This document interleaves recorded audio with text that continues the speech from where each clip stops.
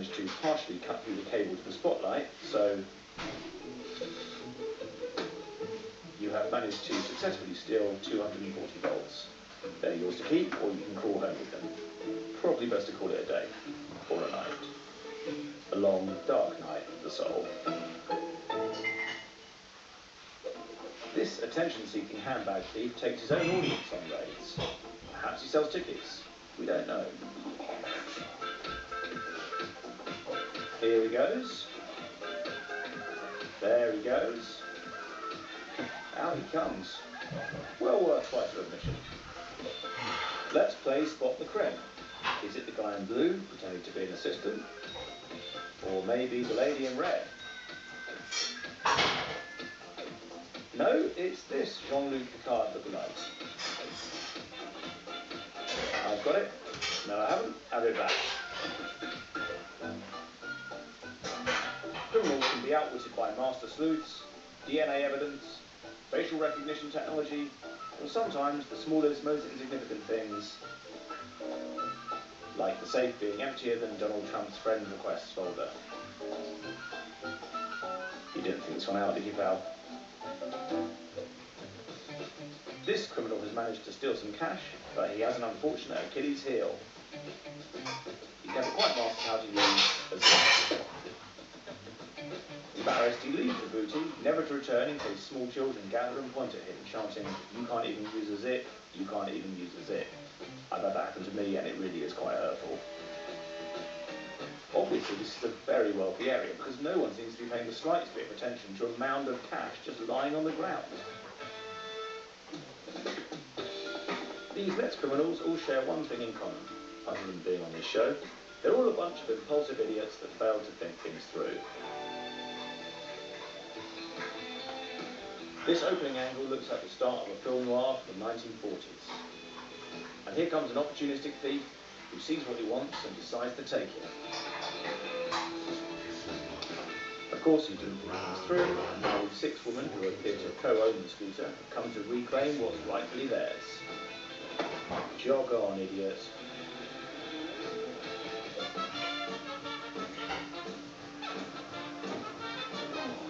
Here's a moment a drunk burglar breaks into a pizzeria, headfirst in total darkness.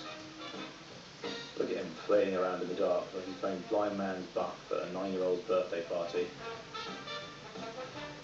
And what's that? An enormous widescreen telly. Are you there to knock it? Oh. What's he doing now? Looking for another widescreen telly? No? Just going down there. Is that some avant-garde performative dance? This burglar got away with nothing. As far as master plans of masterminds go, he's fundamentally lacking in both plan and lying. You've heard of supervillains like the Joker, Thanos and Loki.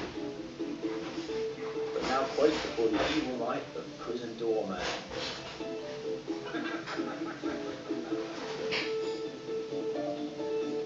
Yes, half human, half door. This evil criminal is the result of a terrifying gene splicing experiment that, for some reason, mixed up a person with a prison door.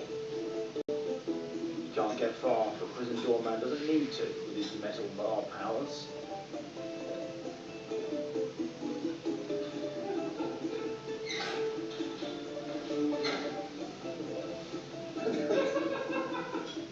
Or he could just be a sad bloke who tried to squeeze out of his cell.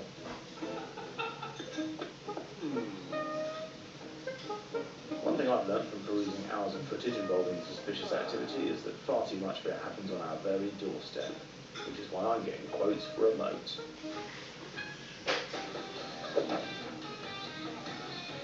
These neighbours heard about the benefit to your body of doing planks and got a little confused.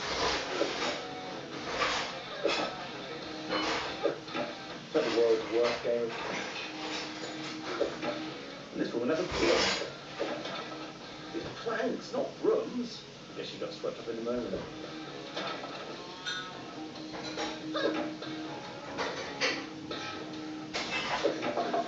0 points if you don't clear the wall, mate.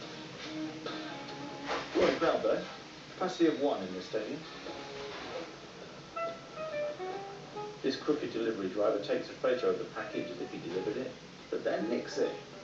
Unlucky, mate, you're on camera. Maybe you can deliver yourself the P45 and court summons that's coming your way.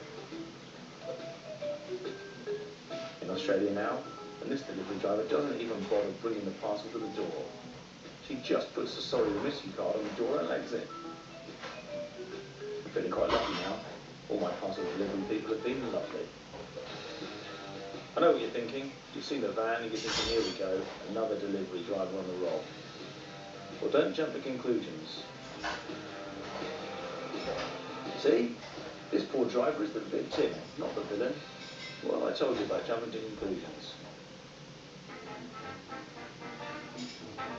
So, what's about to happen to this driver?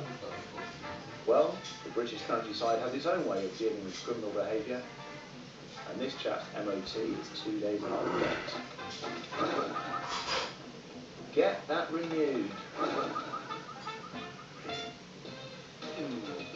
The fraudster embezzling millions is risking their freedom, but their reward if they escape justice is huge. Then you have this lot, risking jobs, health and safety for absolutely nothing.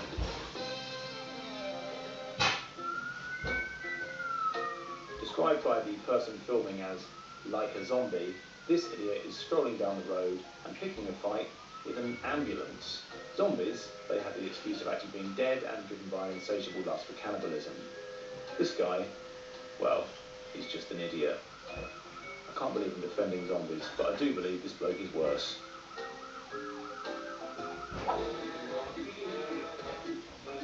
A lovely example to set for your child here, teaching them how to vandalise a lift for the purpose of stealing a mirror. Great work, genius. I suggest going and having a long hard look at yourself, but I suppose that's not possible anymore. Sometimes the offences that are less serious on paper are those that offend the most. This disgusting delivery driver is annoyed at being asked to take a food order up to the flat. I mean, that is sort of your job, pal. He wants to just send it up in the lift, but the customer says no to this, so what's the obvious solution? Yeah, spitting on the order. This during a global pandemic too. Bang him up.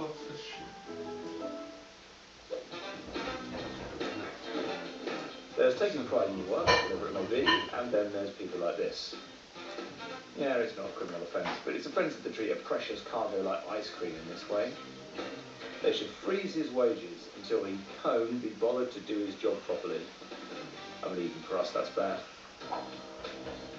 I've seen a lot of bad behaviour from monkeys in this show, but this one is a model citizen. Oh, laugh it up. Who's having the last laugh now, you coward? Harassment of a monkey, guilty, 25 years in prison. Okay, that didn't happen, but I can always dream. Full disclosure, I'm a very nervous driver. So understandably, this next selection of tips are not for me. There's a very good reason it's called the hard shoulder, because not only is it hard to get off, it makes my shoulders get very tense when I watch near misses like this.